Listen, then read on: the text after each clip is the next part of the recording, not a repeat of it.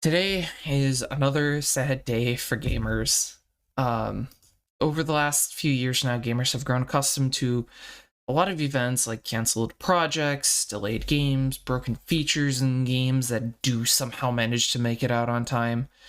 And ultimately, gamers have paid many prices for just the last 10 years in gaming. That being said, though, the thing that we've had to suffer the most for has been the complete and utter shit show with E3.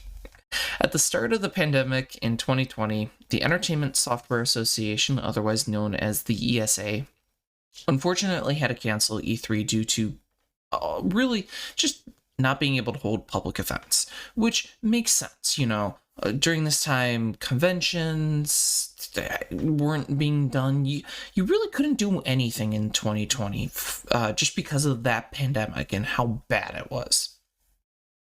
And ultimately, what happened in 2021 was that the ESA really they didn't want to cancel the show again. So in a bid to copy what other companies were doing at the time, is they decided that they would hold a digital conference and just have everyone just live stream it. Yeah, that didn't work out well either. The 2021 E3, for the most part, was seen as a disappointment, a letdown. It had been a trend for many years, having developers pull out in favor of holding their own events. So basically, you didn't have Sony, you didn't have Nintendo, you had Ubisoft, which was cool, and you had Microsoft, but for the most part, gamers don't want to sit down and watch a conference for only one or two companies. They want to see everyone and what everyone had to provide. And mixing in the fact that there was no in-person event, meaning you couldn't try demos of games, you couldn't see like first hints at like cool projects that were being worked on. Many gamers and journalists and just even casual people interested in the show just didn't care. Well, that kind of had a snowballing effect. 2020 canceled, 2021 digital event that was bad. What happened in 2022? The entire show got canceled. In an attempt to try and hold a better conference in 2022, the ESA decided that it was better just to go and cancel it and admit that, 2021 wasn't a good year for them, and try and restructure the event to try and win gamers back, to try and entice them to coming in, and whether it was live, watching it, or whether it was in person, going to the event. And basically they said, yeah, you know what, we're going to come, we're going to go full force for 2023. We're going to have the best show for the gamers.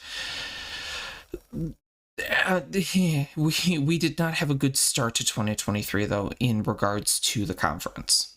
As we went into 2023, basically companies like Sony and Nintendo, who for many years already had established that they were not going to participate in E3 anymore and just do their own conferences, for many people, we knew that they weren't going to attend. What was like the nail in the coffin, though, unfortunately, was Ubisoft, Microsoft decided that they were no longer going to participate. So when we heard all of this, we were kind of not super surprised, I guess is the best way of putting it, that basically, 2023 E3 has officially been canceled. There's really no easy way of putting it, unfortunately, no matter how much I want it to be. With no major game company attending the show, the ESA pretty much just came out and said that it was not a good management of resources to try and hold the conference regardless. There had been many rumors on the internet that this was going to happen, and it did happen.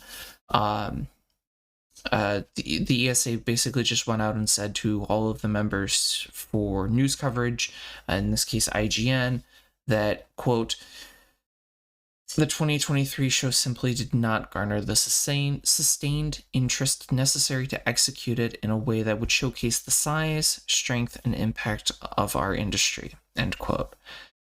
Which pretty much, just like I said before, resources just could not be devoted to a project like this when no one really cared. which is sad.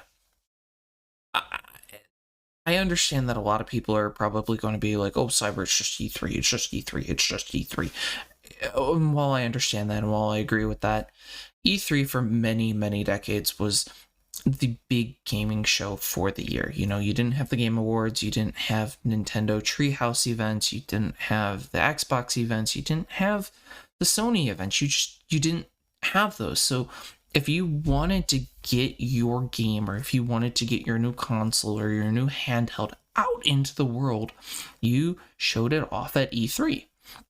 And while I did for many years see like little clips from different news sources like CNN, ABC, whatever, covering E3 about, oh, hey, look at this cool new game that Nintendo's unveiling.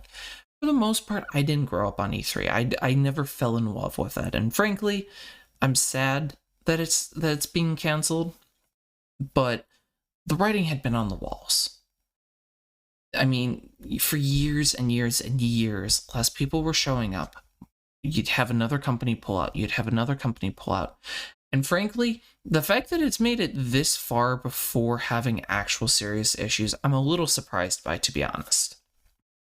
And just so we're all clear, this is just the 2023 show that we're talking about. This is not E3 as a whole being canceled, or canceled yet.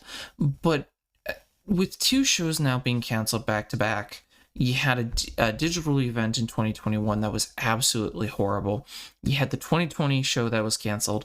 And even before that, you had shows that just weren't good, that people didn't like. I think that it's going to be really hard for the ESA, if you're talking 2024, 2025, 2026, whatever. I think it's going to be really hard, if not impossible, for them to come out ahead. I think that this is probably, personally, I think this is probably the end of E3. I think that with how big this snowball has gotten, I just think it's too much for the ESA, and I don't see this playing out for them, unfortunately. And it's never a good thing when you see something like this die. I mean, I still remember seeing one clip from, I think it was 2006, of the DS being unveiled. And I still remember as a kid just seeing that on the news. And I was like, holy crap, that's so cool. And I was like, oh my God, I want one of those. That amazement as a 6-year-old Cyber just being like, you can do that on a portable gaming console? That's insane. So to see that that's not going to be a thing anymore, well, at the very least for this year, more than likely moving forward, I don't know. It's definitely sad. And I won't lie and say that I'm happy, but at the same time, I would rather other companies come in and do their own thing, because when you have your entire attention focused on one company and one project or one game, you can do so much more. I mean, just Sony themselves, I mean, just within the last 2 years, they broke off and they started doing their own conferences. And yeah, sure, not all conferences have been good. Some have been good, some have been bad. But for the most part, they're able to talk about so much more, and at any time in the year, they can hold a conference in September and February and sometime in the summer. It doesn't matter, whereas E3 has always been the first or second week of June. So I'm very interested to see where this goes moving forward. You know, does E3 make a comeback and actually get companies back in 2024, or do they kind of just go the way of the dodo? So thank you to everyone who came out and watched the video. I hope you all enjoyed it just as much as I did. If you did like the video, make sure to hit that thumbs up button. If you disliked it for whatever reason, I'm sorry, but you know what? You know what to do to that dislike button. It's okay. You're not going to offend me. I promise. But if you do enjoy my content, please do hit that subscribe button. You know, the little one down there, right underneath, or right by my channel name. Go and hit that. You'll get notified about the next time I do gaming news video upload, or the next time I live stream. I normally do 3 to 4 live streams a week, and normally anywhere from 4 to 7 of these little mini gaming update videos. So if you guys do enjoy these, please do hit the subscribe button. So as always, I hope to see everyone on our next digital adventure.